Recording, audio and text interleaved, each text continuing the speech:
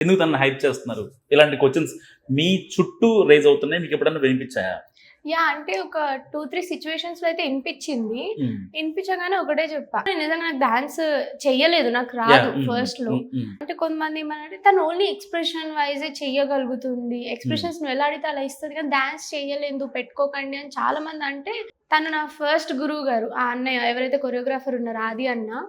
ఎవరు చెయ్యలేనన్న టైంలో నువ్వు చెయ్యగలుగుతావు. నీకేం తక్కువ?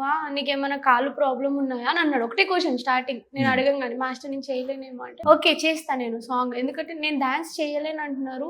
వాళ్ళెవరు నన్ను క్వెషన్ చేయనీకి. ఓకే వాళ్ళలో కొన్ని డౌట్స్ ఉన్నాయి కదా! క్లారిఫై చేద్దాం అని చెప్పి ఆ సాంగ్‌లో మూవ్‌మెంట్స్ స్టార్ట్ చేశా. ఎప్పుడైతే బులుగు సొక్క చేశానో నెక్స్ట్ ఇన్‌స్టాగ్రామ్ పిల్ల అని ఒక సాంగ్ ఉంటది. నేను కార్తిక్ రెడ్డి చేసాం సిద్దిపేటలో. అందులో శేఖర్ వైరస్ అన్నయ్య వచ్చారు కొరియోగ్రాఫర్. నా లైఫ్‌లో సెకండ్ గురువు గారు నన్ను ఇక్కడి దాకా పుష్ చేసినదంటే శేఖర్ వైరస్ అన్ననే.